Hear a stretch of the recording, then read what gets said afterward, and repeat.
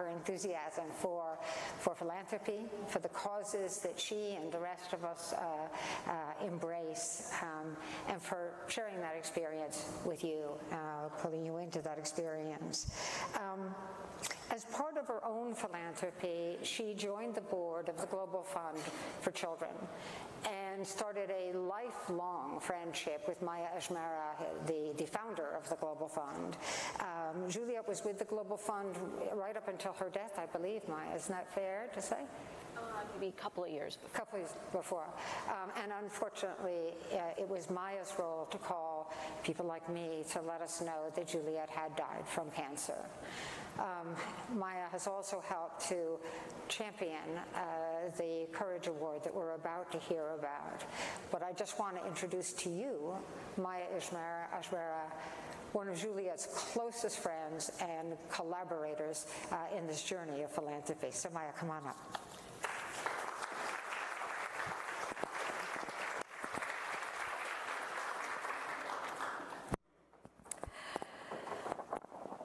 Juliette Gimon was a confidant, an advisor, a colleague, and most of all, a wonderful friend. She held within her a quiet passion that sought to comfort, to assure, and to elevate all those around her, from her family to her associates, to countless friends, and to those whom she might never meet or know, but whose lives in some way needed mending. Such passion is rare, and rarer still to be so constant, yet it set the arc of Juliette's life. I came to know Juliette during the early years of the Global Fund for Children, which I founded in 1994. We were a young organization whose mission of supporting the world's most marginalized children through innovative grassroots organizations captured Juliette's attention. And like the organization, the two of us were young as well. Juliette sought to understand the organization's model, its challenges, and its potential. And when she became convinced that it was something that could change the lives of children and young people most of the world chose not to see, she became a champion of the cause. Juliette joined GFC's board when she was just 30 years old, a remarkably young age for such a commitment. In the intervening years, her wisdom, insights, and deep, deep concern for the lives of children helped shape the organization and pushed it into newer, higher levels of action. In the process, hundreds of thousands of young lives across the globe were forever changed. She assumed the chairmanship of the GFC board in 2006, and for the next 5 years, Juliette was my closest advisor and one of my dearest friends. It was a true partnership. She brought with her the obvious passion for the work coupled with an analytical approach that challenged us all to improve constantly what we were doing and how we were doing it. She was, as a colleague once said, elegantly tough. Her passion took her to the continent of Africa, to India, to Latin America, and many parts of the United States, anywhere that would help her understand more deeply the conditions that placed those less fortunate where they were, and what she might be able to do to improve their lives. And always she conducted herself with grace, with gentility, and with compassion. While she was comfortable in the presence of the highest ranks of culture, society, and commerce, I believe she found the most joy in holding the hand of a child, especially that of her own beautiful daughter. I'll never forget, a week after my daughter Talia was born, Juliette called me, and she was just effusive with love and excitement, and she said, "Maya, I can't wait till Flora and Talia are at an age where we can go visit some GFC partners together. And the first place we're going to go is go see the trained platform schools in India." The places her life took her, the work she pursued, all stemmed, I think, from this central love, this joyful commitment to children and what their futures could hold. I'm so honored now to introduce John Hecklinger, the President and CEO of the Global Fund for Children, who will tell us more about these extraordinary awards. Thanks, John.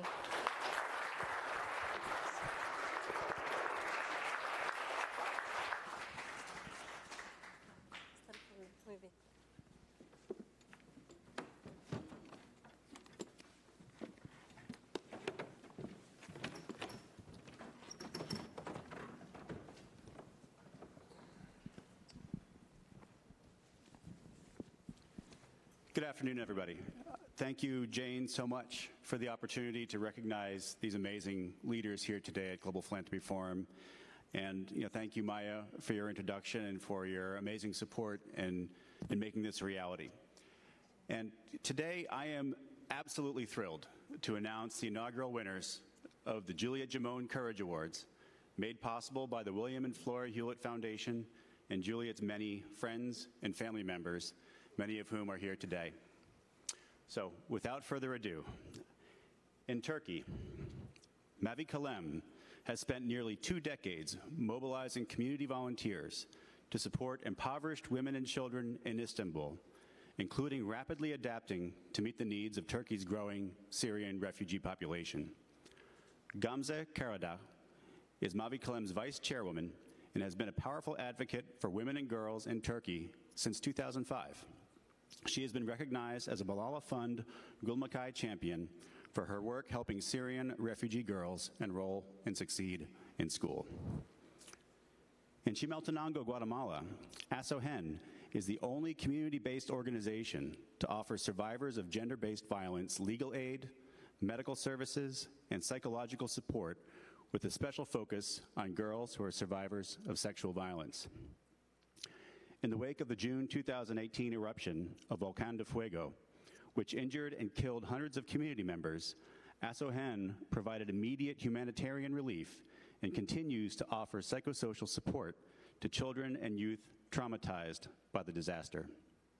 Lesli-Dalila Ovando Munoz is president of the board and legal representative for ASOHEN and a committed champion for justice for survivors of gender-based violence. Of course, we're also joined by Marianne Gimon, Juliette's sister. Marianne is an independent consultant and champion of gender equity and international development worldwide, with deep experience in Africa, Asia, the Middle East, with UNICEF, UNDP, the Population Council, and many others. Marianne has been instrumental in establishing this annual award and is a member of the selection committee that had the difficult task of choosing from among the many inspiring organizations nominated for the award. So, Marianne, let me turn to you. Juliette's wisdom and passion, and we've heard her about her ferocity, helped shape Global Fund for Children and shape the lives of so many children around the world.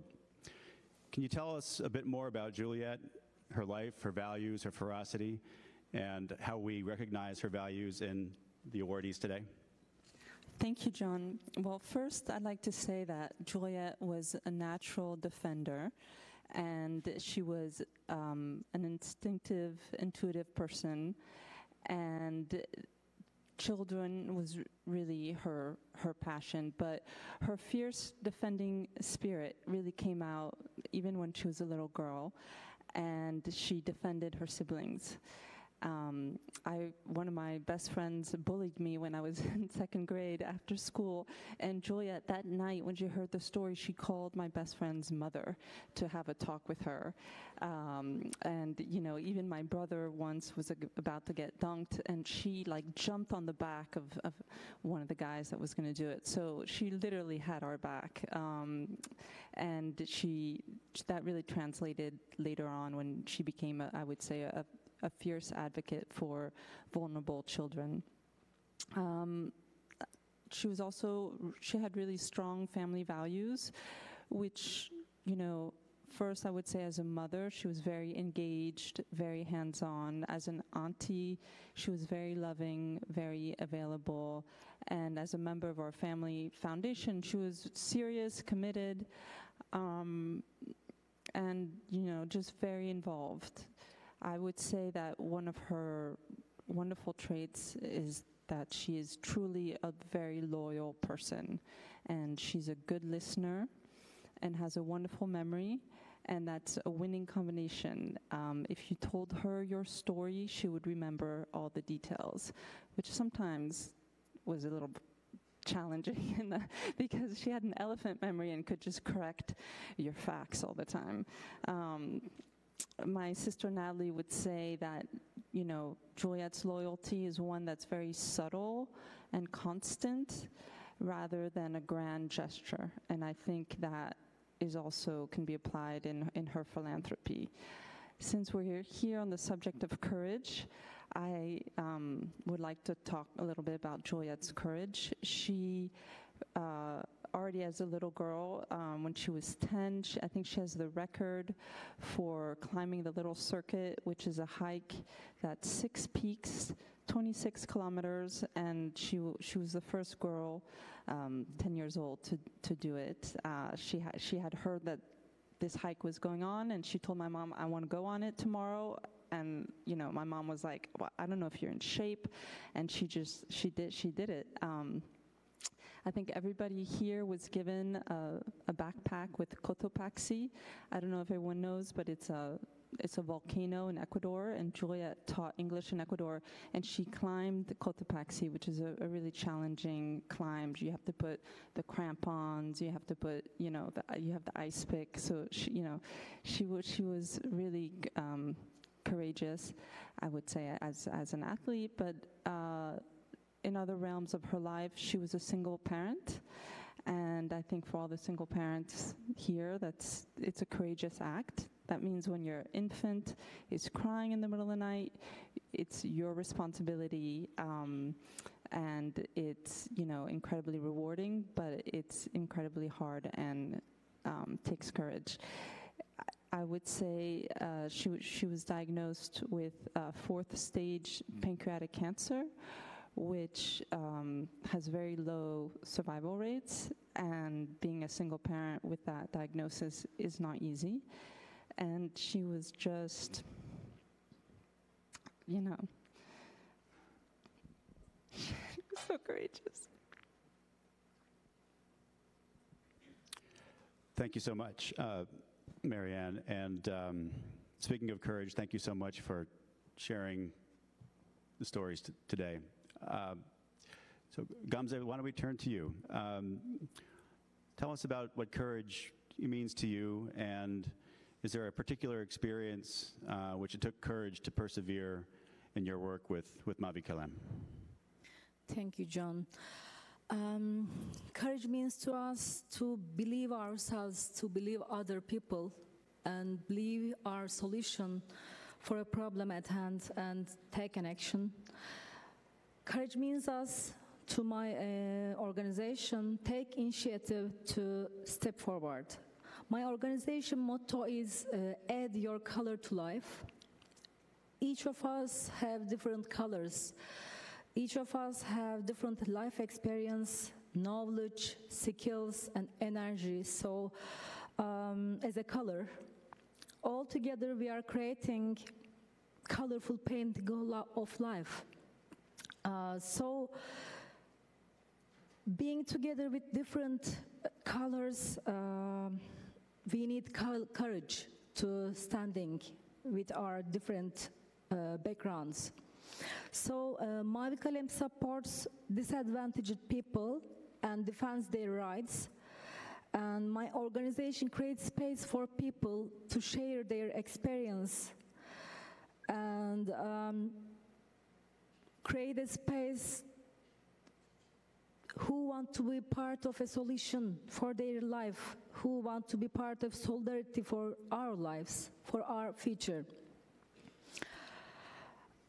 Courage means sometimes to take difficult decisions to, for example, in 2015, we to strengthen our organizational structure, we had to break our program and wrote our policy documents, because we need in written policy documents to reach bigger donors to continue our work. So we wrote our policy documents, and also, for example, child protection policy, code of conduct of Mavi Kalem. It is a very difficult decision to stop and step forward to my organization. And also I want to thank you to my director of Lesli-Dalila. She is one of the director and also one of founder. She is very courageous woman, and also thank for her leadership to step forward my organization. And also courage means to me to being here with you, sitting near to you. At the end of 2016, I lost my husband by a bomb attack in Istanbul. I was pregnant during this. And being here as a single mother and representative of my organization, it is very important thing in my life, because with this experience, I learned a lot to continue my life with my son. He is only 21st month, and we came together to US alone. And I know that we are working with Syrian communities, so after 8 years, people suffer from war trauma, and I understand that I'm survivor with my trauma. So I can understand people's how they are surviving with their trauma, to how it will take in their life 5 years, 10 years, 1 year, we don't know. It's a process. Thank you. And if you're lucky, you'll see Denise, who's here with a Turkish-speaking babysitter in the hotel today. So I hope if you're lucky, you'll run into him. He's quite the charming little guy. Thank you, Gamze. And Lesli, same question for you. What does courage mean to you? And can you tell us about a particular experience which it took courage to persevere in your work? Lesli, la misma pregunta para ti. ¿Qué significa la valentía para usted? ¿Puede contarnos una experiencia en que habría que tener valentía para perseverar en su trabajo? Gracias, John. Thank you, John. Para Sogen, la valentía es trabajar pese a los riesgos y los peligros que conlleva nuestro trabajo. For Asogen, courage is to work regardless of the risk that it takes to do this kind of work. Valentía también es luchar con pasión por la justicia para la niñez y la adolescencia. Courage is also to fight with passion for access to justice for the children. Es trabajar con responsabilidad, con compromiso y entrega. Is to work with responsibility, compromise, and giving it all. Y por supuesto es vencer los obstáculos y soportar todas las adversidades. And also to overcome all the obstacles and persevere. La experiencia que quiero compartirles es precisamente que nos ha tocado trabajar en un contexto muy difícil. The experience that I want to share is that we have to work in a context that is very difficult. Un contexto afectado por la violencia común. A context that is affected by common criminality. La violencia política. Political violence. Y la violencia en contra de activistas de derechos humanos. And violence against human rights activists. Dentro de este contexto, within this context, hace 4 años, about 4 years ago, sufrimos un atentado. We suffered an attack. Nos lanzaron 6 bombas. 6 bombs were thrown at us. A nuestras instalaciones. To our facilities. Afortunadamente no hubieron daños personales. Fortunately, there were no personal losses porque no había nadie dentro de las instalaciones. because there was no one inside the facilities at that time. Y lamentablemente las autoridades desestimaron la denuncia. And unfortunately, the authorities dismissed the complaint. No hubo investigación There was no investigation por falta de pruebas. because of lack of evidence. Esto no impidió que Asogen continuara con el trabajo. This did not stop Asugen to continue with our work.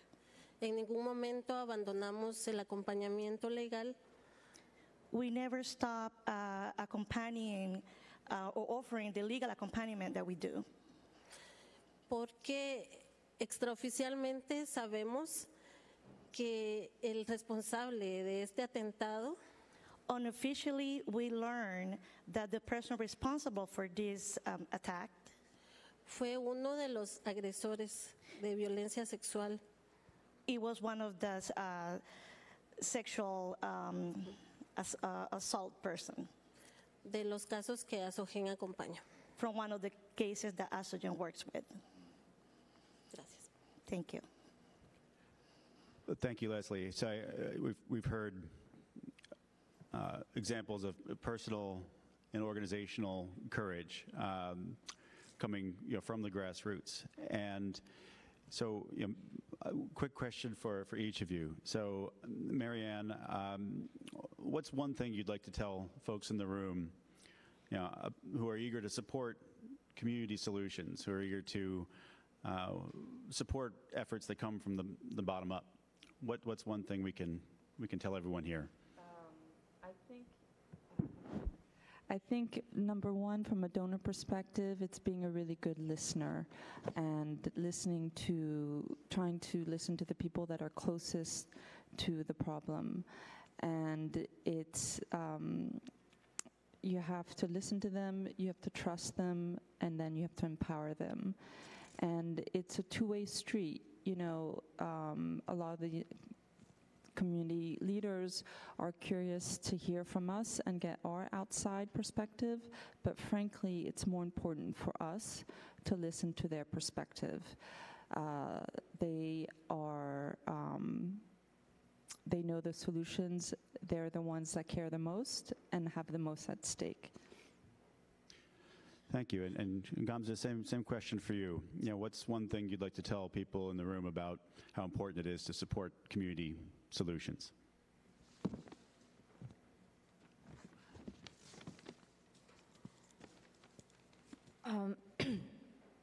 It is very, working with community, it is very instructive process. It is very valuable experience for us. We are learning from them. We are creating our solutions together. So it is very important working in the field with people because they know, they have solutions. They know more than us because they are living in this community. So I could say that to learn and hear community solutions, you could reach NGOs who are working at the grassroots. So when two people know each other and deeply take a dialogue, we are learning each other. So if we have time to know each other, we will pass our prejudice so we can build our trustful relation with them. So local and national NGOs need to speak up their voices for their solutions with their collaboration. I believe that we had chance to share our solutions and experience with you. It is important support for Global Fund for Children. They support us last 7 years. It means a lot to us. They help us to continue our work. And also we believe that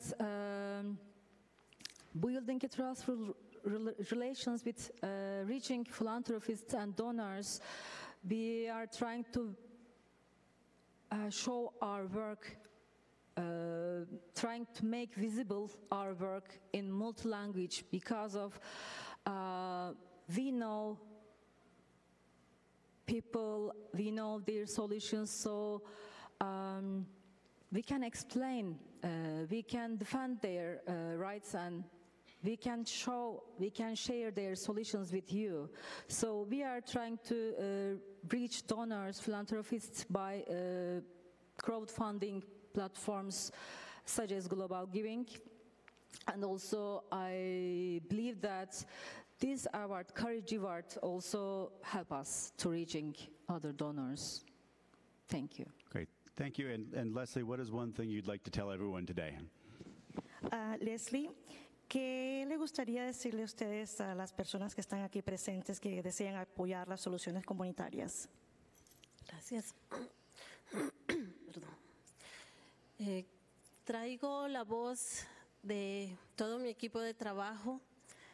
I brought with me the voice of my entire work team, de toda una comunidad que está profundamente agradecida the voice of an entire community who is deeply grateful porque gracias a personas como ustedes because thanks to people like you, hemos podido cambiar la vida de muchas niñas, niños y adolescentes. we have been able to change the life of many boys, girls, and teenagers.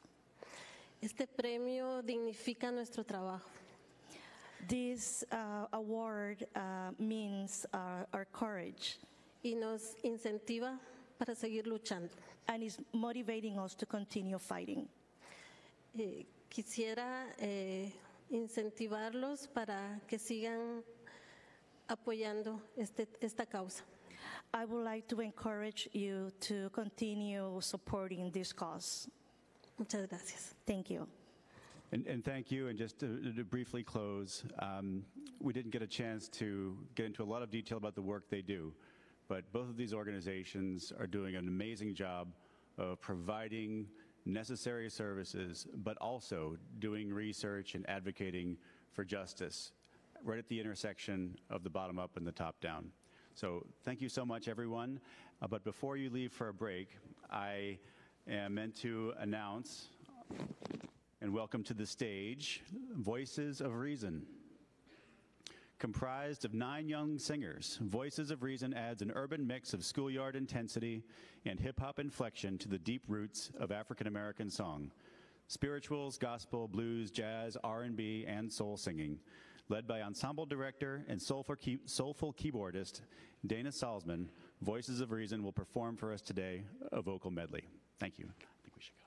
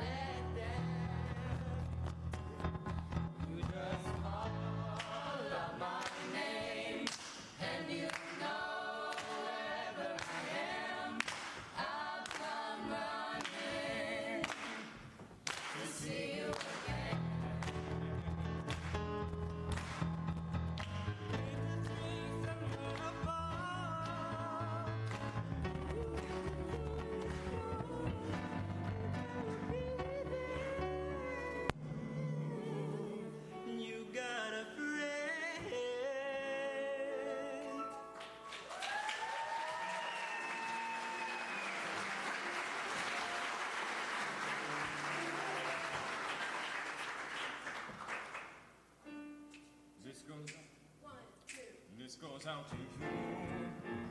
Wherever you are, you have your burdens and you carry them far, and it's time to do what you can feel in your heart. It's been inside of you right from the start. I've got joy even when I'm not sure. I've got joy even when I'm not right. I've got joy even when things are not going well. 'Cause I know I got joy in my life.